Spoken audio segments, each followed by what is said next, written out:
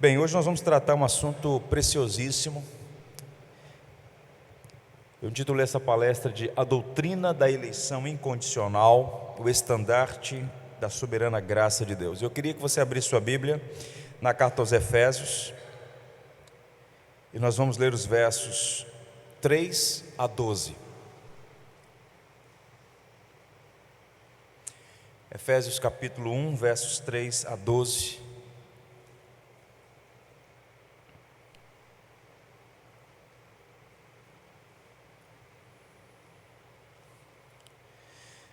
Diz assim então a viva e eficaz palavra do Senhor. Bendito Deus e Pai de nosso Senhor Jesus Cristo, que nos tem abençoado com toda a sorte de bênção espiritual nas regiões celestiais em Cristo, assim como nos escolheu nele antes da fundação do mundo para sermos santos e irrepreensíveis perante ele, e em amor nos predestinou para ele, para a adoção de filhos por meio de Jesus Cristo, segundo o beneplácito de sua vontade, para o louvor da glória de sua graça que ele nos concedeu gratuitamente no amado, no qual temos a redenção pelo seu sangue, a remissão dos pecados segundo a riqueza da sua graça, que Deus derramou abundantemente sobre nós em toda a sabedoria e prudência, desvendando-nos o mistério da sua vontade, segundo o seu beneplácito que propusera em Cristo, de fazer convergir nele, na dispensação da plenitude dos tempos, todas as coisas, tanto as do céu como as da terra. Nele digo, no qual fomos também feitos herança, predestinados segundo o propósito daquele que faz todas as coisas, conforme o conselho da sua vontade, a fim de sermos, para louvor da sua glória, nós, os que de antemão esperamos em Cristo. A doutrina da eleição, ela tem sido objeto de alguns paradoxos. Nós temos um grupo expressivo de pessoas que despreza essa doutrina como se ela fosse antibíblica. Alguns chegam até a dizer que ela é maligna. Mas historicamente, todos os cristãos creem na doutrina da eleição. O ponto de divergência histórico é se a eleição é condicional ou incondicional. De modo que quando um cristão diz, eu não acredito, eu não creio, eu não confesso a doutrina da eleição, ele está colocando sob suspeição o seu entendimento sobre a Escritura e sobre a tradição cristã. Então nós temos um grupo que, por conta até mesmo de caricatura que são forjadas em torno dessa doutrina, desprezam. Alguns até que se tornam militantes contra esta doutrina especificamente, como se fosse uma coisa inventada por homens e não nascesse das Escrituras, não estivesse fundamentado na Escritura. Mas há homens e mulheres que apreciam essa doutrina, porque entenderam que, longe de ser uma doutrina que tem como objetivo promover celeumas na vida da igreja, como Paulo expôs aqui aos Efésios, essa doutrina deve promover louvor. Bendito seja o Deus e Pai de nosso Senhor Jesus Cristo. Nós não entendemos todas as coisas, mas o que entendemos é suficiente para dizer com toda segurança a Ele, e somente a Ele, a honra e a glória por sua bendita salvação. Paulo começa, portanto, com louvor, e aqui nós temos o que Lloyd Jones chamou de picos altaneiros da teologia. Nós estamos no Everest da Escritura. Eu queria, à guisa de introdução, fazer 3 observações antes da gente examinar o texto que nós lemos. Primeira coisa é que a salvação é uma obra soberana do Deus Trino.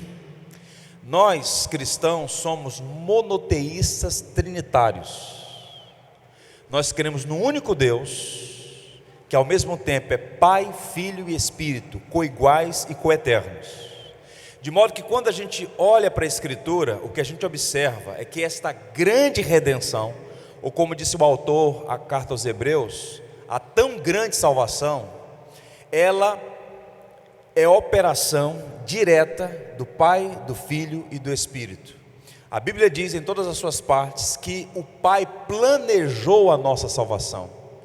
Ele destinou-nos à salvação. O Filho é aquele que vem a este mundo cumprir a missão redentiva delegada pelo Pai, planejada pelo Pai, de modo que quando ele está naquela cruz, ele diz: tudo está consumado. Ele conclui com seu sangue naquela cruz um plano redentivo desde a eternidade. E o Espírito Santo é aquele que aplica o que Cristo conquistou de acordo com o plano do Pai. Razão pela qual o J. Packer, um grande teólogo anglicano, ele vai dizer que a trindade, a salvação é a trindade em ação: Pai, Filho e Espírito Santo operando em nosso favor. Essa doxologia de Paulo, de Efésios capítulo 1, você vai observar um arranjo didático. Ele começa louvando o Pai por este programa redentivo. Ele louva o Filho, porque de fato ele é o Redentor, o amado que se deu naquela cruz por nós. E ele conclui falando do Espírito, que é o penhor da nossa salvação. De modo que o que Paulo está fazendo aqui na carta aos Efésios é tributando a Deus Trino a honra pela nossa salvação. Não é uma coisa pequena, é uma coisa que escapa completamente a nossa limitação como humanos. No entanto, o que nós sabemos é suficiente para dizer: bendito seja o Deus e Pai de nosso Senhor Jesus Cristo. Segunda informação, a guisa de introdução ainda: a doutrina da eleição é uma verdade revelada na palavra e não uma teoria inventada por homens. Às vezes, e eu recentemente ouvi uma pessoa falar isso: olha, eu não creio na eleição porque essa é uma teoria de homens. Eu falo assim: olha, há uma diferença entre teoria e doutrina. Existe a teoria da evolução das espécies, falaciosa teoria, é uma teoria. Eleição não é teoria, eleição é uma doutrina bíblica. Você pode rejeitar, você pode não concordar, isso é um problema seu, mas é uma doutrina bíblica, ela se fundamenta, ela se ancora nas Escrituras. O texto é claro em várias passagens, e no arranjo todo, nessa metanarrativa, que fala claramente sobre esta salvação. John Stott, por exemplo, e eu nunca encontrei até hoje alguém para reputar o Stott de herege, o grande professor John Stott, ele vai dizer que a doutrina da eleição não foi inventada por Agostinho de Hipona, nem por Calvino de Genebra, e nem cristão bíblico nenhum pode ignorá-la. Não é uma teoria. Esses homens todos tiveram a sua importância no sentido de sistematizar, refletir, tentar explicar. No entanto, não é uma teoria humana, é uma doutrina bíblica, uma doutrina que se fundamenta na palavra, é uma revelação de Deus a nós. E a terceira verdade é a seguinte: a doutrina da eleição é verdadeira, mas não é de fácil compreensão. E aqui, algumas observações. Às vezes, nós associamos inadvertidamente o que é fácil com o que é verdadeiro, o que é difícil como sendo falso.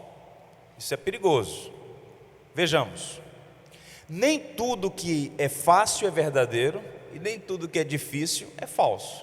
Eu pergunto aos irmãos: há alguém aqui acha que é fácil entender a união hipostática de Cristo? O que significa isso? Nós servimos a Jesus Cristo, que é uma pessoa que une duas naturezas, divina e humana, chamada união hipostática. Ele é plenamente divino e plenamente humano, sem confusão ou distinção. Um ser que tem duas naturezas em uma só pessoa. Isso é fácil de entender? Agora, se você negar a plena divindade de Cristo e a plena humanidade de Cristo, fica sob suspeição a autenticidade da sua fé. Então, a doutrina da eleição, ela não é de fácil compreensão. Mas qual o ponto? Ela não foi dada para debates frívolos. A doutrina da eleição, como nós vamos ver, ela tem um corte prático no sentido de mostrar a nós que o que Deus fez, não fez prevendo a nossa bondade, não fez por nossos méritos, fez soberanamente para revelar a glória da sua bondade, graça e misericórdia, entre outras coisas. Portanto, nós não devemos perder isso de vista. Agora vejam, por exemplo, a carta de Paulo aos Romanos, belíssima carta, belíssimo documento. Veja o que Paulo diz aqui no capítulo 9. Deus tem misericórdia de quem quer, e também endurece a quem quer. Tu, porém, me dirás: de que se queixa ele ainda? Pois quem jamais resistiu à sua vontade? Paulo então diz: quem és tu, ó homem, para discutires com Deus? Porventura pode o objeto perguntar a quem o fez: por que me fizeste assim? Então Paulo está dizendo: olha, não é porque é difícil compreensão, não é porque foge ao nosso entendimento as razões pelas quais Deus fez o que fez, que é errado, que é falso, que é incorreto. Quem somos nós? O barro não pode discutir com o oleiro. Deus determinou certas coisas para a glória do seu nome, e como nós vamos ver, isso não é injustiça da parte de Deus, muito pelo contrário, é seu direito como Senhor conceder misericórdia a uns e justiça a outros. Bem, voltando para a passagem bíblica, nós vamos examinar aqui didaticamente algumas coisas dessa passagem. Primeiro ponto que eu queria destacar é o autor da eleição. Quem é o autor da eleição? Quem planejou essa salvação? Quem é o artífice da nossa salvação? Paulo vai dizer nos versos 4 a 5: assim como nos escolheu nele, ele está falando do Pai, da pessoa do Pai, na economia da Trindade, nele antes da fundação do mundo, para sermos santos e irrepreensíveis perante ele, e em amor nos predestinou para ele, para a adoção de filhos, por meio de Jesus Cristo, segundo o beneplácito de sua vontade. Então Paulo fala claramente que a pessoa da Trindade que nos escolheu para si foi o Pai, nos escolheu, nos predestinou para essa bendita e eterna salvação. Paulo deixa claro que não foi um plano B, não foi um acidente, foi algo planejado. Ele nos escolheu para si. Então observe que o regozijo de Paulo por todas aquelas bênçãos em Cristo se fundamenta no fato de que Deus é o autor, aquele que planejou essas bênçãos, dentre as quais a nossa redenção eterna. Escrevendo aos Filipenses, Paulo disse assim aos Tessalonicenses: entretanto, vejam a linguagem do apóstolo Paulo, devemos sempre dar graças a Deus por vós, motivo de louvor, não é debate frívolo, louvor. Por que razão devemos sempre dar graças a Deus por vós? Irmãos amados pelo Senhor, porque Deus vos escolheu desde o princípio para a salvação, pela santificação do Espírito e fé na verdade. Mais uma vez Paulo associa a soberana graça com louvor. Devemos sempre dar graças a Deus, porque fomos amados por Ele, desde a eternidade, desde o princípio Ele nos escolheu para si, para a glória do seu nome. Em 1 João está escrito que nós o amamos porque Ele nos amou primeiro. Ainda há pouco nós cantamos: quem deu a Deus primeiro para depois receber? Nosso amor a Ele, nossa rendição a Ele é fruto, é resultado desta obra que Ele operou em nosso favor. Razão pela qual, observe que aquilo que nós comentamos ontem, esses 5 pontos da soteriologia reformada, estão todos conectados. Se Deus planejou, se o Filho garantiu naquela cruz a nossa redenção, se o Espírito Santo aplicou essas bênçãos a nós, essa salvação não pode ser perdida, ela está garantida por toda a eternidade. O pastor Russell Shedd, outro expoente dessa doutrina, o Franklin Ferreira dá o seu testemunho que aprendeu essas doutrinas na capela do Seminário Batista do Sul, ouvindo o pastor Russell Shedd fazer exposições em Efésios. Alguém aqui teria a ousadia de chamar o Russell Shedd de ignorante da Bíblia, de herege? Um homem extremamente piedoso, culto, capaz, e que entendeu, não pela sua sabedoria, mas por graça, esse mistério revelado nas Escrituras, de que de fato Deus escolheu pessoas para si. O Shedd diz assim: é possível perder a salvação? Bom, isso depende de quem te salvou. Se foi Cristo quem te salvou, então é impossível, pois Ele assegurou que e dou-lhes a vida eterna, e nunca hão de perecer, e ninguém as arrebatará da minha mão. João 10, 28. Agora, se foi outro quem te salvou, então sim, é possível perder a salvação. Ele respondendo uma pergunta: ora, observe, se Cristo naquela cruz morreu para possibilitar a salvação, agora depende de você. Agora, se naquela cruz Ele garantiu a sua salvação, se Ele pagou por seus pecados, é impossível perecer. A dívida foi quitada. Cristo amou a igreja e a si mesmo se entregou por ela. Ou como diz Paulo, particularizando, Ele me amou e a si mesmo se deu por mim. Ele amou a igreja e a cada um dos seus membros. Isso é maravilhoso. Aos Romanos, sobre essa perseverança dos santos, é dito assim: eu estou bem certo de que nem a morte, nem a vida, nem anjos, nem principados, nem poderes, nem altura, nem profundidade, nem qualquer outra criatura poderá nos separar do amor de Deus, que está onde, gente? Em Cristo Jesus, nosso Senhor. Veja como essa teologia nos ajuda a pastorear a igreja, a ter uma fé saudável. Eu tenho viajado e observado em vários lugares cristãos sinceros, verdadeiros, que por não compreender doutrinas basilares da fé, vivem numa corda bamba, tem uma mentalidade pagã, pelagiana. O raciocínio é mais ou menos assim, tente imaginar uma linha reta. Então, se você fizer coisas boas, o amor de Deus vai aumentar por você, as coisas serão favoráveis para você.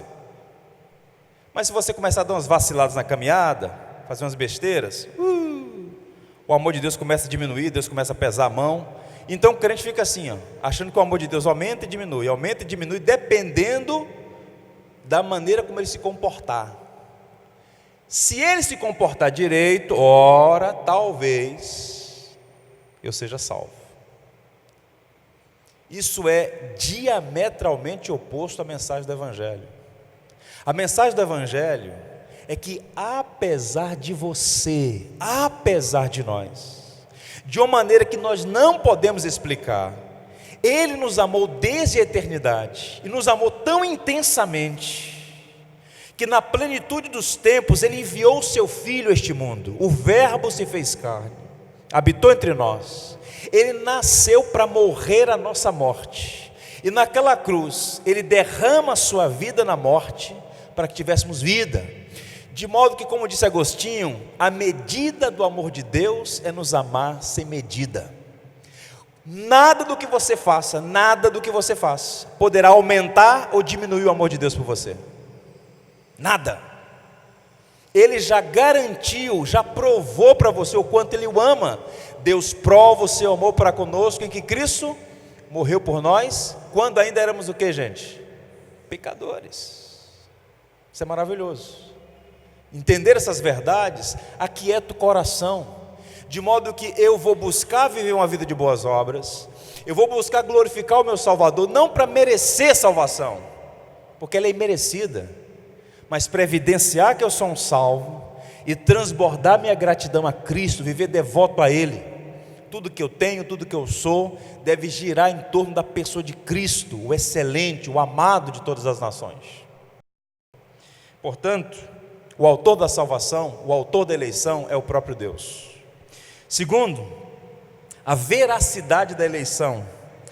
Podemos concluir que a doutrina da eleição é bíblica, é verdadeira, melhor, por duas razões. Primeiro, porque você encontra fundamentação bíblica, e isso é fundamental para nós, reformados, protestantes.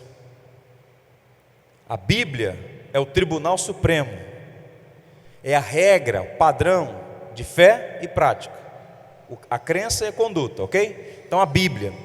E além da Bíblia, eu digo além para dizer o seguinte: somado a isso que é suficiente, nós temos o testemunho da história. Não é uma doutrina que surgiu numa esquina ontem, através de uma meia dúzia de homens que inventaram a roda. Não, há uma linha do tempo, há uma nuvem de testemunhas gigantes, que estão alinhados com esse modo de pensar, e nós estamos ao lado desses notáveis homens e mulheres da história. Vamos aqui ao testemunho bíblico. Vejamos, por exemplo, o Evangelho de João. Palavras de Jesus: todo aquele que o Pai me dá, esse virá a mim, e o que vier a mim, de modo nenhum o lançarei fora. Capítulo 6, verso 39: e a vontade de quem me enviou é esta, que nenhum eu perca de todos os que me deu, João 17: manifestei teu nome aos homens que me deste do mundo, eram teus, tu nos confiaste, e eles têm guardado a tua palavra. Ainda na oração sacerdotal ele diz: é por eles que eu rogo, não rogo pelo mundo, mas por aqueles que me deste, porque são teus. Cristo, toda a linguagem de Jesus é uma linguagem pastoral, no sentido de que ele disse claramente que o Senhor tinha dado a ele pessoas. Certa vez estava discutindo com um grupo de fariseus, e os fariseus disseram para ele assim, também no Evangelho de João: diz logo abertamente se tu és o Messias. E Jesus disse assim: eu já disse que eu sou, mas vocês não creram, porque vocês não são das minhas ovelhas. Crer é um dom de Deus, não é inteligência, não é porque você nasceu na família Y ou na família X, é dom, é graça soberana, providência divina em nossas vidas. Seguindo, Atos 13, verso 48, olha o que Lucas diz: os gentios, ouvindo isto, a pregação, regozijavam-se e glorificavam a palavra do Senhor, e creram todos os que haviam sido destinados para a vida eterna. Lucas registrando aqui a repercussão da pregação de Paulo e Barnabé. Os gentios, os não-judeus, estavam louvando a Deus, glorificando a pregação da palavra, e creram. Quem foram os que creram? Aqueles que haviam sido destinados à vida eterna. Aos Romanos, neste texto belíssimo, Paulo vai dizer: porquanto os que de antemão conheceu, também os predestinou para serem conformes à imagem do seu Filho, e aos que Deus predestinou, a esses também chamou, e aos que chamou, a esses também justificou, e aos que justificou, a esses também glorificou.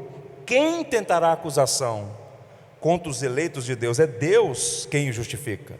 Este verbo conhecer, por vezes, sofre uma hermenêutica equivocada, e muitos sugerem que conhecer aqui é a ideia de que Deus, como onisciente, olha para o futuro e conhece os que vão crer, e então Deus, sabendo aqueles que irão crer, nessa base de fé prevista, pré-ciente, então Deus chama, justifica.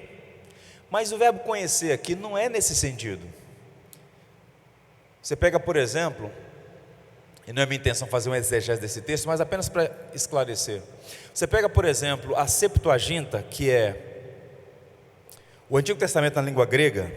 O verbo conhecer lá, e esse verbo aqui, na passagem de Amós, é muito curioso. Por quê? Deus diz assim através de Amós: de todas as nações da terra, ó Israel, eu conheci somente a ti. Conhecer aqui é apegar-se, afeiçoar-se. O que Deus está dizendo é o seguinte: que aos que Ele se afeiçoou, aos que Ele se apegou, aos que Ele quis revelar sua graça salvadora, Deus vai dizer, a estes Ele destinou a essa salvação. Portanto, há inúmeras passagens bíblicas, e não apenas passagens isoladas, a metanarrativa, o quadro todo aponta para isso. Agora o testemunho da história. Você pega toda a patrística, você pega inclusive grandes teólogos medievais, os reformadores, as gerações subsequentes, os puritanos. Você pega toda a obra missionária, e observe, curioso isso, né? Uma acusação muito frequente em relação à fé reformada, que isso enfraquece a obra missionária. Meu Deus, me dê um nome apenas, de um gigante da obra missionária, que não esteja alinhado com a teologia reformada. Todas as sociedades missionárias, a de Londres, a da Escócia, nos Estados Unidos, as sociedades bíblicas, todas elas, sem distinção, foram fundadas por reformados. Inclusive entre os batistas, né? Os grandes batistas ingleses, a partir de 1644, os batistas particulares, que fundaram as grandes sociedades missionárias, eles eram reformados. E, por exemplo, o pai das missões modernas, o William Carey, ele dizia: eu vou à Índia porque eu sei que Deus tem gente lá para salvar. Eu posso pregar para pedras, e de fato o coração do homem é uma pedra, mas Deus pode pegar aquele coração trevoso e iluminá-lo. E ele escreveu um livro com 80 páginas. Um livro com 80 páginas, que mudou o quadro missionário na Europa do século XIX, mostrando sobre o dever de pregar, porque a nossa missão é pregar, mas quem de fato infunde fé salvadora é Cristo. Portanto, isso não diminui o ímpeto missionário, muito pelo contrário. É bem verdade que o chamado hipercalvinismo, que é um equívoco, às vezes arrefece a obra missionária, mas o legítimo movimento reformado, na verdade, ele dá concreção. Você pode pregar, meu amigo, mesmo que haja oposição, porque Deus, não é obra humana, é Deus quem abre os olhos para que as pessoas entendam a mensagem do Evangelho. Agora veja uma testemunha, as nuvens aqui, para citar alguns. Olha aqui a galeria dos hereges: Agostinho, Crisóstomo, Lutero, Calvino, Zwingli, John Knox, John Owen, Thomas Goodwin, Jonathan Edwards, George Whitefield, Charles Spurgeon, Martin Lloyd Jones, Stott, Shedd. Faltou botar ali Bruno Fileto, mas no próximo slide eu vou colocar isso aí. Você me desculpe, Bruno. Então são os notáveis. Então você pode honestamente dizer o seguinte: olha, eu não concordo, eu não tenho interesse em estudar esse assunto, basta Jesus no meu coração, amém, igreja? Não tenho interesse nisso, pastor. Você pode ter essa opção. Agora, é um equívoco, é uma presunção até maligna você dizer: isso é herético, isso é ruim, porque você vai estar colocando no bojo gente como esses homens, por exemplo. Então, nós devemos ter cuidado. Por outro lado, nós que abraçamos essas doutrinas, estamos alinhados com a metanarrativa reformada, cuidado também para não estigmatizar, demonizar, menosprezar quem pensa diferente. Na história da igreja você tem homens notáveis também, que tinham uma maneira de pensar diferente. Então, a nossa vocação é, como disse Agostinho, unidade no que é essencial, divergência no que é secundário, mas em todas elas o amor. Então devemos tomar esse cuidado também. Pois bem, a natureza da eleição. Próximo ponto aí, Bruno. Como essa doutrina da eleição, essencialmente, e aí eu disse para vocês no início que todo cristão crê na eleição, a discussão histórica se ela é condicional ou incondicional. Bem, o que nós entendemos à luz, por exemplo, desse texto que estamos lendo, é que a eleição é incondicional. O texto vai dizer claramente que Ele nos escolheu nele antes da fundação do mundo. Nós fomos escolhidos. O homem é passivo nesse processo. É Deus quem escolhe, é Deus quem vai ao encontro, é Deus quem ama primeiro.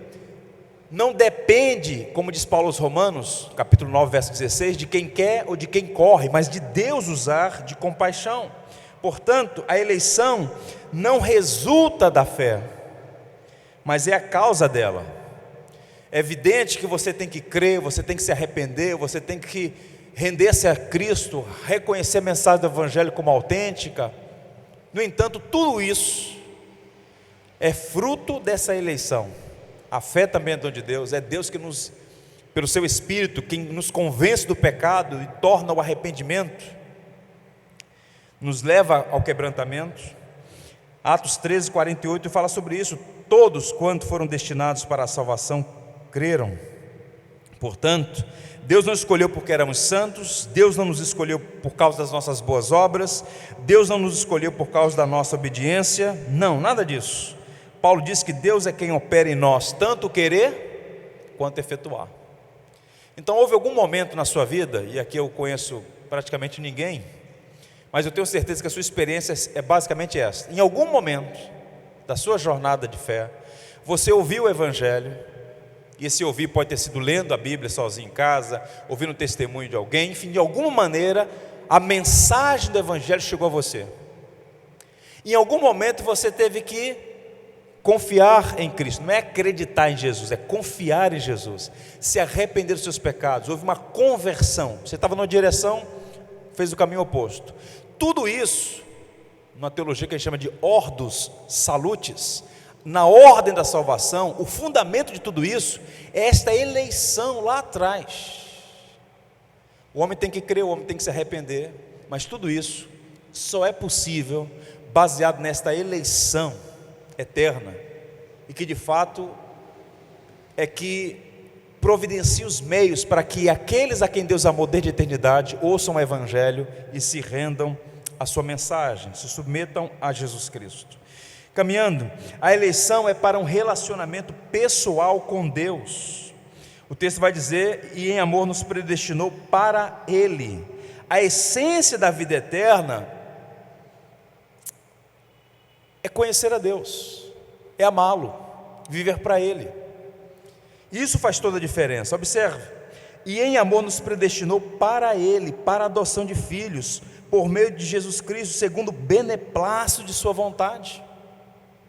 Então, às vezes, nós temos a ideia de que essas doutrinas, repito, como eu disse no início, elas são apenas para nos informar, para a gente ganhar debate na internet, no Facebook. Nada disso, pelo amor de Deus. Observe que Paulo está dizendo que o Senhor nos predestinou para Ele. Deus é uma pessoa com a qual nos relacionamos através de seu Filho Jesus Cristo e assistidos pelo seu Santo Espírito. A essência da vida eterna é esta. Às vezes a gente tem essa ideia da vida eterna como alguma coisa que a gente só vai desfrutar depois que morrer. Então é curioso isso, né? O crente nasceu de novo e ele aguarda agora a sua vida no porvir. E esse intervalo aqui, ele acha que ele não pode experimentar a vida eterna. A vida eterna é só depois da morte. Isso é um equívoco. O que é que Jesus disse em João 17, verso 3? E a vida eterna é esta: que te conheçam a ti como Deus único e verdadeiro, e a teu Filho a quem tu enviaste. A vida eterna é relacionamento com Deus, não é quantidade de tempo, até porque tempo não vai existir mais na eternidade. A vida eterna é relacionamento com Deus. Ele nos predestinou para termos um relacionamento com Ele por toda a eternidade. Quando Jesus foi chamar, por exemplo, os discípulos, Marcos diz assim, que Ele chamou os que Ele mesmo quis, vírgula, para estar com Ele, e depois mostra o que eles deveriam fazer: pregar o Evangelho, expulsar espíritos malignos, curar, etc e tal. A primeira vocação desses que foram eleitos por Deus é estar com o Senhor, reconciliados com o Senhor, em comunhão com o Senhor, vida com o Senhor. Isso é maravilhoso. Eu estava em Fortaleza, no Ceará, em 1996, numa base missionária. Nós estávamos fazendo trabalhos no Maranhão, no Piauí, no Ceará. E eu conheci uma missionária que hoje trabalha na África, e ouvi o seu testemunho. Nós fizemos viagens lá, um grupo, a equipe missionária, e cada um depois pôde compartilhar sua história de conversão. Ela contou a história dela, eu nunca me esqueci. A Denise, ela vivia no interior do Ceará, uma região muito pobre, desértica. E aí, quando ela completou, acho que 11 ou 12 anos, os pais então encaminharam ela para Fortaleza, a fim de que ela tivesse condições de progredir, estudar, enfim. E ela foi então, como era muito comum à época, trabalhar na casa de uma família. Então ela estudava, fazia alguns serviços básicos naquela casa. A família recebeu ela, amigos, alguma coisa assim. E um belo dia, ela disse que teve um sonho. E num sonho, ela estava numa área assim, um descampado assim, bem verde. E de repente, ela tinha de 12 a 13 anos, ela viu um texto, mas não conseguia ler, mas ouviu uma voz dizendo assim: você foi chamada para uma grande redenção. 13 anos.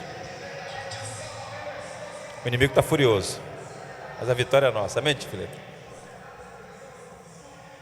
Você foi chamada para uma grande redenção. Ela acordou, uma criança de 13 anos, chamou a senhora da casa e falou assim: olha, eu tive um sonho, eu estou muito impactada. Eu vi uma voz que disse assim: você foi chamada para uma grande redenção. A senhora falou assim: eu tenho um dicionário aqui, vamos procurar o que significa a palavra redenção. Aí pegou lá redenção, e estava lá no dicionário: obra realizada por Jesus Cristo, cristianismo e tal. Olha, eu tenho uma Bíblia, vamos começar a ler a Bíblia. Se converteu lendo a Bíblia. O Senhor a chamou, ela foi integrada à igreja, hoje prega o Evangelho. Vejam como Deus usa os mais variados meios para alcançar as pessoas. A sua conversão era impossível se dependesse de você. Não importa se você é filho, neto, tataraneto de pastor, se você nasceu no ambiente da igreja. Deus não tem netos, ou você é filho de Deus ou você não é. Toda conversão é um milagre da graça, porque nós todos nascemos com o coração trevoso, endurecido, e de alguma maneira o Evangelho chega até nós e muda a nossa natureza. Isso é obra dessa graça soberana, não depende de inteligência, não depende de circunstância, é Deus quem está operando. Portanto, essa é a natureza dessa doutrina, é incondicional, e Deus nos chama para um relacionamento com Ele, tudo por graça. O fundamento, qual é o fundamento da eleição? Verso 6 fala sobre esse fundamento. Qual é o apoio, a base? Para o louvor da sua glória, da glória de sua graça, que Ele concedeu gratuitamente no amado. Glória de sua graça, gratuitamente no amado. Bem, nós fomos eleitos em Cristo. Todas as bênçãos nós a temos em Cristo. Ele é a fonte de todas as bênçãos. Há um hino no hinário para o culto cristão, hino 17 na nossa tradição, que diz: fonte és tu de toda a bênção. Cristo é a fonte de toda a bênção. Não há salvação fora de Cristo, não há redenção à parte do sangue de Cristo, não há remissão de pecados fora do derramamento do sangue de Cristo. Mas o mesmo Deus que nos escolheu para a salvação, nos escolheu salvar por meio do sacrifício de Jesus. Você pega, por exemplo, as Institutas de Calvino, em particular o comentário dele à carta aos Hebreus, ele vai pegar a causa instrumental, a base, a causa final, como é que tudo isso foi arranjado por Deus, uma coisa extraordinária. E aí ele vai dizer que a causa, a base desta operação redentiva é a obra que Cristo realizou na cruz. E aí eu queria mostrar para vocês uma imagem, para tentar explicar isso com um modo mais claro. Está um pouco escuro, mas isso aqui tem uma frase ali, em inglês, mas eu vou contar o contexto dessa foto. Eu tirei essa foto alguns anos atrás. Na cidade de Washington, D.C., capital dos Estados Unidos, a partir do Capitólio, no fundo do Capitólio, você tem toda uma esplanada até o Memorial Lincoln, quilômetros. Você tem aquele grande memorial da Segunda Guerra Mundial, e do lado esquerdo e do lado direito vários outros memoriais, até aquele espelho d'água onde tem o memorial do Abraham Lincoln. É um lugar lindíssimo. Então, um desses memoriais é o memorial da Guerra da Coreia, do lado esquerdo de quem vai para o Memorial Lincoln. E nesse memorial tem um lago, que eles chamam Lago de Esquecimento, na verdade assim, artificial, e um muro de granito de uma ponta a outra, com alguns nomes gravados nesse muro, não dá para ver na foto, e o lado assim, 12 estátuas de soldados, tamanho real, simulando ali as etnias ou homens que perderam a sua vida na Guerra da Coreia. Vocês sabem que houve uma guerra na Coreia, em 1950, o norte apoiado pelos comunistas da União Soviética e o sul pelos americanos, a Guerra da Coreia. Até hoje o país está dividido. O norte, o país mais fechado do mundo, 400 mil cristãos, estima-se, vivendo em campos de concentração. E o sul, país próspero, uma das maiores potências missionárias do mundo hoje, inclusive a maior igreja do mundo é uma igreja presbiteriana que está lá em Seul, o sul. Pois bem, então há esse memorial, e essa frase está escrito ali: a liberdade não é grátis. Quando o turista chega ali, ele olha todo aquele cenário muito bem planejado, e ele olha essa frase, a liberdade não é grátis, e olha para o lado e vê aquela imagem dos soldados que perderam a sua vida, os nomes deles ali naquele mural, todo de granito. O que é que vem à memória? Para a Coreia do Sul ser a potência que ela é hoje, eles já estão falando de 6G, Samsung, Hyundai, Kia, tudo de engenheiro presbiteriano, sabia disso? Grande potência. A Coreia foi destruída, não tinha um prédio em pé em 1950, 80% da população analfabeta, hoje é uma potência. Por quê? Investir em educação, sim, mas mais do que isso, avivamento, 1978, hoje a Coreia é uma potência. Então, por que aquilo tudo aconteceu? a liberdade custou o sacrifício de muitos. Em outras palavras, para que você fosse salvo, essa salvação que é de graça para você, custou um alto preço para Deus. Deus entregou seu Filho unigênito naquela cruz. Então o fundamento da eleição é a obra de Cristo. Deus nos elegeu em Cristo e destinou Cristo para ser o nosso Redentor. Por isso não há outro mediador entre Deus e os homens. Ele é o único que pode nos salvar, porque somente Ele é plenamente divino e plenamente humano. E naquela cruz esse Deus homem se rendeu, se deu, se entregou, morreu a nossa morte. Ele é o fundamento da nossa eleição. Agora observe Apocalipse 13, verso 8. E no livro da vida, o Cordeiro foi morto quando, gente? Quando? Desde a fundação do mundo. Não foi um acidente, foi planejado. Duas cenas. Primeira cena, Getsemane. Segunda cena, no pretório. No Getsemane, os soldados chegam para prender Jesus, chegam liderados por Judas. Judas dá um beijo traidor em Jesus, os soldados seguram a Jesus. Pedro então puxa a espada, mira na cabeça, acerta na orelha. Ele era pescador, não era soldado, não era militar, porque ele deu para matar. Aí Jesus segura, fala: Pedro, calma, guarda a espada. Porventura não poderia pedir eu 12 legiões de anjos ao meu Pai? Ele viria em meu socorro. Guarda a tua espada, isso aqui está planejado. No pretório, Jesus mudo, como ovelha que vai ao matadouro, em silêncio. Depois daquele tribunal eivado de erros, uma noite terrível, maltratado, humilhado, esbofeteado, tudo. Já está ensanguentado depois de uma surra nos moldes romanos. E ele está ali então com a coroa de espinho na cabeça. E Pilatos então olha aquele quadro e diz: homem, abre a tua boca, faz a tua defesa. Eu tenho poder para te soltar ou mandar você para a cruz. E aí Jesus abre a boca pela primeira vez e diz assim: nenhuma autoridade teria sobre mim se do céu não te fosse dada. Ninguém tira a minha vida, eu voluntariamente a dou. Ele escolheu morrer naquela cruz. Ele é o fiador da superior aliança. A única vez que a palavra fiador aparece no Novo Testamento, Hebreus 7:22. Ele é o fiador. Nesta aliança redentiva entre o Pai, o Filho e o Espírito, ele se coloca como fiador para morrer em nosso lugar naquela cruz, para pagar a nossa morte. Isso é absolutamente maravilhoso. Razão pela qual Paulo vai dizer: Cristo amou a igreja. Próximo slide aí, Bruno. Cristo amou a igreja e a si mesmo se entregou por ela. Vamos repetir esse texto? Cristo amou a igreja e a si mesmo se entregou por ela. A nossa salvação é fruto do pacto da redenção. Ela se fundamenta nisso. Deus elegeu, o Filho nos redimiu naquela cruz, e o Espírito Santo aplica as bênçãos que Cristo conquistou e que o Pai planejou na eternidade. O tempo da eleição, avançando. Qual é o tempo?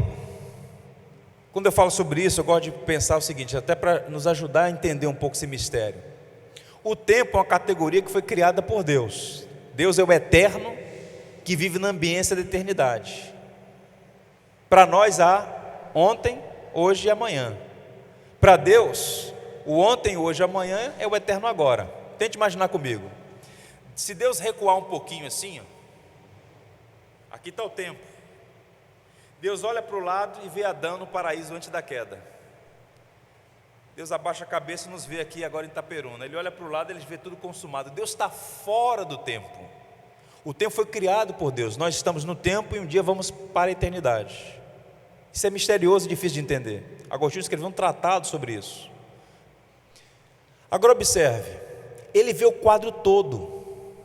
E quando ele vê o quadro todo, esse Deus glorioso, ele determinou que algumas pessoas, um número incontável de pessoas, a multidão que ninguém podia enumerar, como diz lá João no Apocalipse, quando ele olha e vê a multidão, gente de todas as tribos, línguas, povos e raças, em pé, de palmas nas mãos, com vestiduras brancas diante de Deus e do Cordeiro, dizendo: a salvação pertence ao nosso Deus. Esse grupo, a igreja, o novo Israel de Deus, foi eleito desde a eternidade. Esse é o tempo da salvação, antes da fundação do mundo. E eu queria ler para vocês o extrato de um sermão pregado pelo Spurgeon no século XIX, um curto. Ele diz assim: enquanto não recuarmos até o tempo em que o universo inteiro dormia na mente de Deus, como algo que ainda não havia nascido, enquanto não penetrarmos na eternidade, onde Deus, o Criador, vivia na comunhão da Trindade, quando tudo ainda dormia dentro dele, quando a criação inteira repousava em seu pensamento todo abrangente e gigantesco, não teremos nem começado a sondar o princípio quando Deus nos escolheu. E aí ele fecha assim: Deus nos escolheu quando o espaço celeste não era agitado ainda pelo marulhar das asas de um único anjo, quando não existia qualquer ser ou movimento ou tempo, e quando coisa nenhuma ou ser nenhum, exceto o próprio Deus, existia, e Ele estava, o Deus Trino, na eternidade, amando um povo para si. É maravilhoso isso.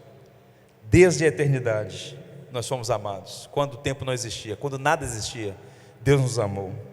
2 Timóteo 1:8, 1:9, Paulo diz isso: que nos salvou e nos chamou com santa vocação, não segundo as nossas obras, mas conforme a sua própria determinação e graça que nos foi dada em Cristo Jesus. Quando? Antes dos tempos eternos.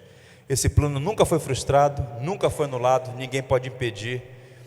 A causa do Evangelho triunfará. Eu sou batista de terceira geração, meu avô é batista, minha mãe é batista, estou criando meu filho na igreja batista. Se não fosse batista, seria presbiteriano, viu, Fredo? E a obra missionária batista é muito forte no mundo inteiro. Então eu cresci numa ambiência de igreja sempre falando de missões. A minha igreja no interior, numa década, de 1990 a 1999, enviou mais de 100 pessoas para o campo missionário, da igreja. Fenômeno. Nós sempre fomos encorajados a pregar o Evangelho. Eu comecei a fazer isso 3 dias depois de completar 18 anos. O meu sonho de adolescente era completar 18 anos para ir para o campo missionário. Sempre pregamos o Evangelho. Às vezes eu ouvia apelos, não na nossa igreja necessariamente, mas no nosso ambiente, que sempre falava de missões. Às vezes eu ouvia apelos missionários baseados numa suposta frustração de Deus.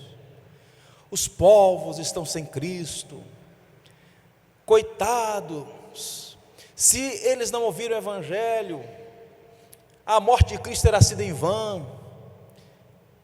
Se o homem atravessar a rua agora e o carro atropelado está no inferno, e botava culpa sobre as pessoas, baseando-os numa suposta frustração de Deus, como se dependesse de você, ou então a coisa não ia funcionar. Deixa eu lhe dizer uma coisa: o maior movimento missionário da era moderna foi o movimento morávio, século XVIII. Uma vigília de oração que começou com um grupo pequeno, se estendeu por muito tempo, e daquela região da Morávia saíram missionários para várias partes do mundo, um grande movimento missionário morávio, e eles tinham um lema. O lema do movimento morávio, reformado em sua teologia, em muitos aspectos, era o seguinte: nós estamos indo buscar para o Cordeiro a recompensa do seu sacrifício, baseado em Isaías 53. Isaías diz assim: Ele, Cristo, verá o fruto do penoso trabalho de sua alma e ficará satisfeito. Nenhum dos que tu me deste se perderá.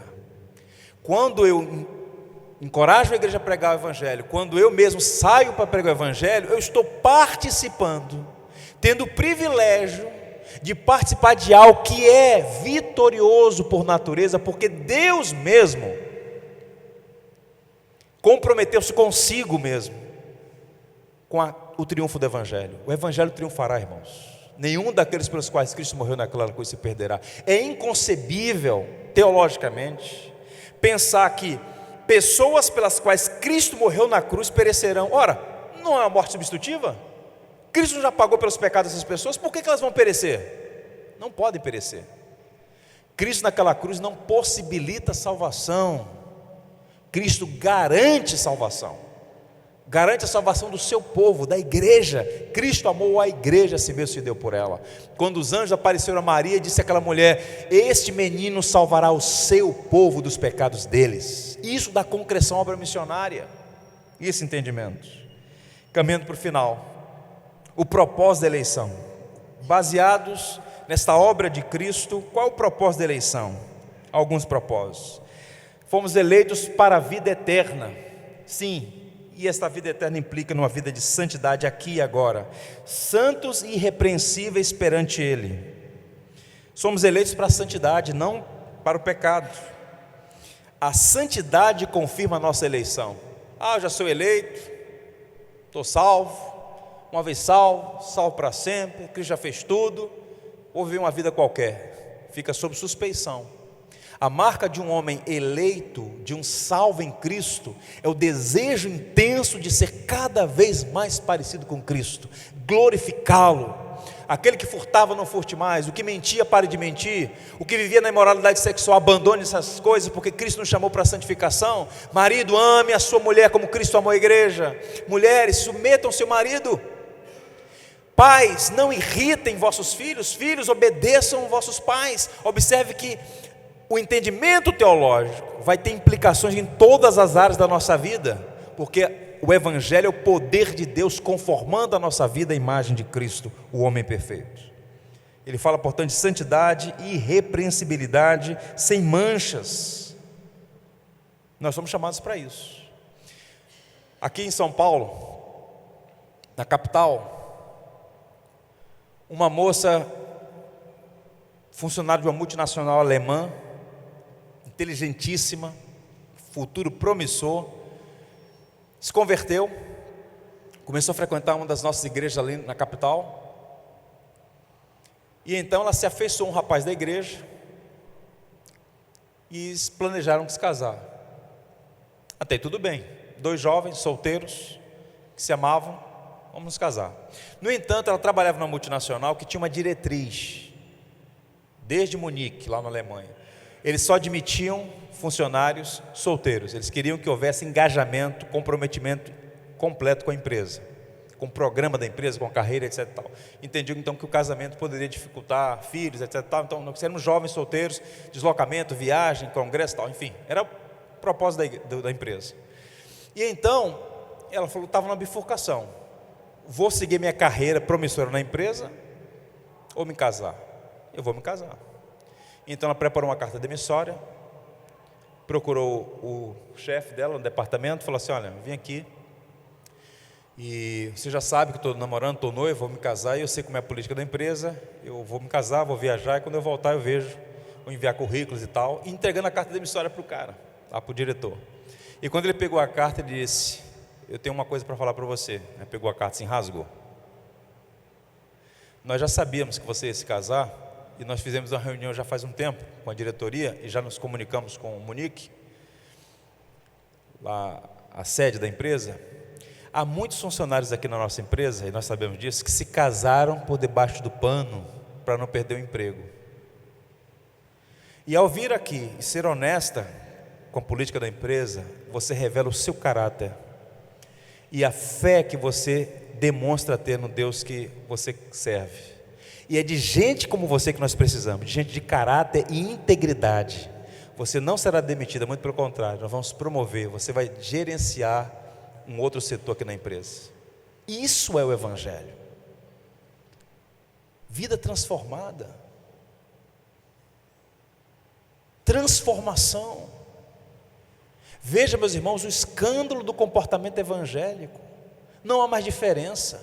É o jeitinho brasileiro, é a malandragem, é a esperteza, é a falta de caráter, de índole, de integridade. Cantamos verdades que nós não vivemos. Fica sob suspeição a autenticidade da sua salvação. O eleito, o salvo em Cristo, teve a sua vida transformada. É bem verdade que não é um salto prodigioso da noite para o dia. A vida de um santo é a jornada de uma vida. A vereda do justo é como a luz da aurora que vai brilhando mais e mais até ser dia perfeito. É um longo processo, mas tem que haver progressão. Hoje, você tem que ser mais parecido com Cristo do que era ontem. Ele te elegeu para a santidade, para uma vida que reflita a beleza e o caráter de Cristo.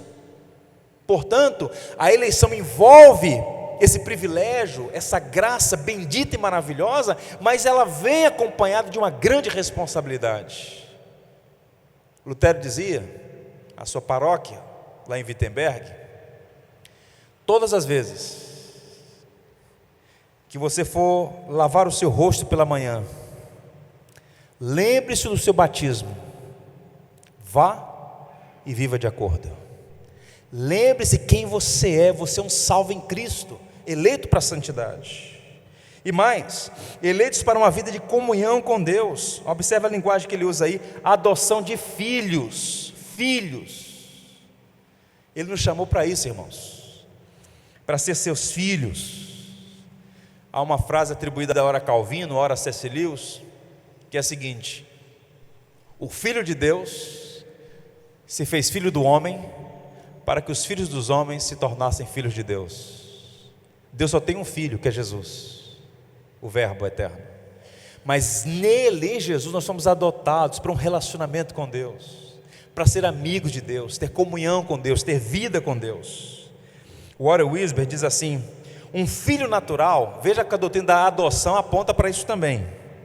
Um filho natural pode vir quando os pais não esperam, ou mesmo quando os pais não querem, ou ainda quando não se sentem preparados, não é verdade?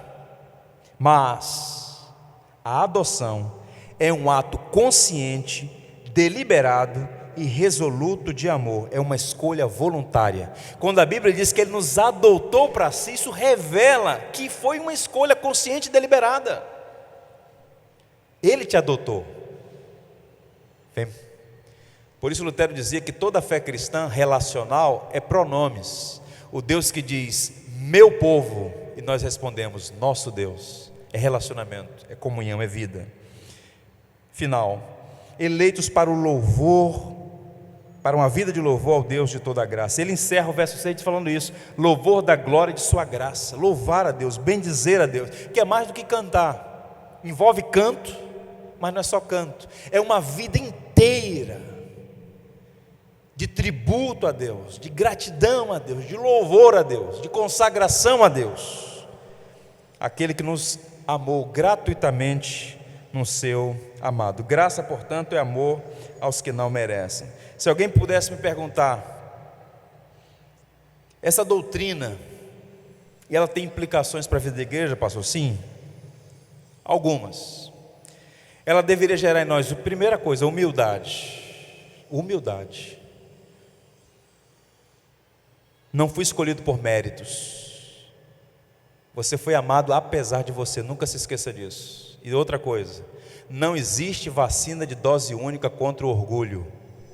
Todo dia nós temos que nos postar diante da cruz de Cristo e entender que aquela cruz era minha, mas Ele escolheu gratuitamente, graciosamente morrer em nosso lugar. Isso quebranta o nosso coração, nos torna humildes e dependentes da sua graça. Deve ter a segunda implicação, gratidão. Eu estava perdido e fui encontrado, estava morto e Ele me deu vida, como o pródigo. Na varanda da graça, o pai aguardando o retorno do filho. Segurança, que coisa boa saber que não depende da minha astúcia, da minha habilidade. A minha redenção foi conquistada por Cristo, eu estou seguro em suas mãos. Não é isso que diz o texto? Pois eu sei que tenho crido, estou bem certo que é poderoso para guardar o meu tesouro até o dia final. Devoção, honrar aquele que nos amou e por nós quis morrer. Devote sua vida a Cristo. Falta a essa geração piedade. Osés, o profeta, fez uma acusação contra Israel que muitas vezes se aplica à igreja do nosso tempo. Sabe o que o profeta disse em nome de Deus para Israel? Vosso amor por mim é como orvalho de madrugada que cedo passa. A marca da estatura espiritual de uma pessoa não é quantas obras de teologia ela devora, quantas coisas ela tem condições de defender. Essas coisas tudo têm o seu valor e a sua importância. Eu sou professor de teologia, eu sou apaixonado por isso. No entanto, o que mostra a estatura espiritual de um cristão é a sua devoção por Cristo, o seu amor por Cristo, sua afeição pelo Salvador. Ou como dizia o grande Jonathan Edwards: Senhor, estampa a eternidade diante dos meus olhos. Eu espero um dia conhecer como eu sou conhecido, olhar face a face do meu Redentor. Isso é afeição por Cristo. Serviço, procure o seu lugar na seara. É impressionante a quantidade de crentes, espectadores, consumidores. Nós não temos mais membros de igreja, não. Nós temos agora consumidores. Eles sentam na igreja, avaliando o sermão, avaliando a música, o som, temperatura do ar-condicionado, o que serve na cantina. Eles vão à igreja como vão a um clube, como vão a um cinema. Meu irmão, você é um servo. Só há um Senhor na igreja. A tua vida é um sopro, uma neblina, é um palmo, ela passa, falta muito pouco para você passar pelos portões da eternidade. Viva para Cristo, por Cristo, para a glória de Cristo. Os dons que Ele te deu, o tempo que Ele te deu, os recursos que Ele te deu, tudo deve promover a glória de Cristo, a expansão do seu reino. Mas nós temos a mentalidade, que não é reformada, que não é protestante, mas romana, de terceirizar o serviço, colocar o clero para trabalhar. A igreja não está crescendo, hein, pastor? Vamos evangelizar, hein, pastor? Cadê os seminaristas da igreja? Cada discípulo, um gerador de discípulos. Cada discípulo trabalhe para o Senhor e adore o nome do Senhor. Glorifica a Deus. Eu encerro contando para vocês a história desse homem aqui, ó. Mitsu Fuchida. Quantos conhecem a história de Mitsu Fuchida? Vocês nunca viram essa história no Fantástico? Vou ter que escrever o livro, Histórias Fantásticas que não são contadas no Fantástico. Eu vou encerrar contando a história desse camarada. Bem, vocês sabem que houve um ataque na Segunda Guerra Mundial. Na verdade, o ataque que levou os americanos para a Segunda Guerra Mundial, o ataque à base naval americana no Havaí, a base de Pearl Harbor. Ficou muito famoso por causa daquele filme, né, romanceado, bem interessante. Nesse ataque, comandado por esse homem, o japonês Mitsu Fuchida, 2.323 pessoas morreram. 7 de dezembro, amanhã de domingo, dia 7 de dezembro. Vários navios afundados, praticamente devastada a frota americana no Pacífico. Esse homem comandou a esquadra japonesa. Quando ele voltou para o porta-aviões dele, ele observou que havia várias perfurações no avião. Tempos depois ele comentou e atribuiu isso à providência. Na batalha de Midway, ele foi atingido e teve que ir para a reserva, não tinha mais condição de combater. E então ele ficou no serviço burocrático, na intendência, mas era um herói de guerra, porque ele comandou o grande ataque aos americanos em Pearl Harbor. Ele, ao final da guerra, era o único sobrevivente dos 70 homens que atacaram Pearl Harbor. Todos os outros morreram, só ele sobreviveu. Pois bem, quando aconteceu o ataque, em 1941, os americanos, limitadíssimos, não tinham nenhuma condição de enfrentar o grandioso Japão, mas, por questão de honra, foram lá atacar Tóquio. No filme até conta um pouco disso. Eles levam um porta-aviões, aviões pequenos. Agora a viagem é o seguinte: olha, vocês vão, mas não tem combustível para voltar. Vocês vão atacar Tóquio, procuram um lugar para pousar. Quem é o voluntário aí? Todos foram como voluntário. Pois bem, atacaram Tóquio e alguns deles conseguiram descer na China, que já estava dominada pelos japoneses. A China, por muito tempo, foi um protetorado japonês, dominado pelo Japão. Pois bem, um desses pilotos que aterrissou lá foi um homem chamado Jake de Caesar. Não sei se vai aparecer a foto dele, esse camarada aí. Ele foi preso e passou 4 anos num campo de concentração no Japão. 4 anos. Você tem ideia do que é isso? E lá ele sofreu todo tipo de privação, maltratos, espancamentos, fome. Ficou na solitária, uma situação deplorável.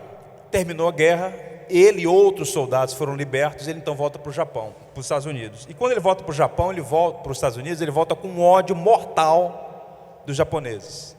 problemas psicológicos, ficou com sérios problemas físicos, enfim, com ódio. 4 anos vivendo terror numa prisão japonesa. Só que aconteceu uma coisa interessante com ele. Ele ouviu falar da mensagem da cruz. E esse jovem americano foi alcançado pela graça de Jesus Cristo. E o ódio que ele tinha pelo Japão transformou-se agora em amor pelos japoneses. E agora o Senhor falou com ele: você vai voltar para o Japão, mas não é para soltar bombas não, é para falar do Evangelho. E ele vai para o Japão. E ele faz um folhetozinho: fui prisioneiro no Japão, e começa a evangelizar nas estações de metrô, de trem. Um dia, um senhorzinho com a bengalazinha caminhando, alguém entrega-lhe o folheto: fui prisioneiro no Japão. Ele: vou ler isso aqui. Começou a ler. A fé vem pelo ouvir, e ouvir a palavra de Deus. O Evangelho penetrou no coração. Quem era o japonesinho lá com a bengalazinha? Mitsu Fuchida. Você não vai ouvir o Fantástico falar sobre isso. O homem que atacou Pearl Harbor e o homem que contra-atacou o Japão, ambos refratários, rebeldes, inimigos do Evangelho, receberam a Cristo, e a providência usou esse encontro. E aí você tem uma imagem. Pode passar o próximo aí, Bruno, por favor. Olha o que o Mitsu Fuchida vai dizer: fiquei impressionado com o fato de que certamente um daqueles pelos quais Jesus orou, ele lendo aquela passagem: Pai, perdoa-lhes porque não sabem o que fazem. Matei muitos homens em nome do patriotismo, pois não entendi o amor que Cristo deseja plantar dentro do coração de cada coração. Próximo. Naquele momento, creio que tive meu primeiro encontro com Jesus. Entendi o significado de sua morte substitutiva pela minha perversidade, de modo que orei pedindo que me perdoasse meus pecados e me transformasse de ex-piloto amargurado e desiludido em um cristão equilibrado com um propósito de vida. Ele foi alcançado por essa graça soberana. Agora eu te pergunto: isso é uma coincidência? Isso é porque ele foi inteligente, porque ele era um homem bom? Não, graça soberana, amor eletivo. Agora veja uma foto aí, a próxima. Um filme. Tenta assistir esse filme lá no YouTube, talvez tenha. Já tem até uma versão lá com legenda em português, sobre o perdão. Aqui o encontro dos dois: o evangelista e agora o pastor presbiteriano Mitsu Fuchida. Eu queria que ele fosse batista, mas o Senhor o levou para a igreja presbiteriana, né, irmãos? Então vejam só, isso não passa. Isso não passa. E aí ele deixou uma última mensagem antes de falecer, recentemente: aqueles que dirigem o Japão e todas as outras nações não devem ignorar a mensagem de Jesus Cristo nas décadas que hão de vir. A juventude deve se conscientizar que Ele é a única esperança para este mundo atribulado. Louvado seja o nome do Senhor. Isso é graça soberana, isso é eleição. Deus usando os meios que Ele mesmo julga necessário para salvar pecadores. E eu encerro lendo o mesmo texto que eu li ontem, mas antes disso, o penúltimo slide aí, Bruno, por favor. Pode passar mais um. É só seguir. Volta mais um. O inimigo está furioso, mas tudo bem. Vamos lá então. Esse aí, meu irmão. Vamos ler juntos esse texto? Isso é um texto de Agostinho. Não é palavra inspirada não, mas eu queria que vocês lessem comigo para verificar como ele captura a ideia da graça soberana e dessa eleição misteriosa da providência divina. Vamos ler juntos? Senhor, tua graça é livre, visto que não é merecida nem conquistada. É indispensável, pois é a condição sine qua non da salvação. É preveniente, pois deve vir antes do pecador se recuperar. É irresistível, porque cumpre o propósito de Deus em dá-la. Ó soberano Deus, reconheço que tua graça é infalível, porque a sua liberação é sem falha. Você só está aqui pela graça de Deus. Louvado seja o nome do Senhor. Ó profundidade da riqueza, tanto da sabedoria como do conhecimento de Deus. Quão insondáveis são seus juízos e quão inescrutáveis seus caminhos. Quem, pois, conheceu a mente do Senhor? Ou quem foi o seu conselheiro? Ou quem primeiro deu a ele para que ele venha a ser restituído? Porque dele, por meio dele, para ele são todas as coisas. A ele, pois, a glória eternamente. Amém. Que Deus abençoe os irmãos.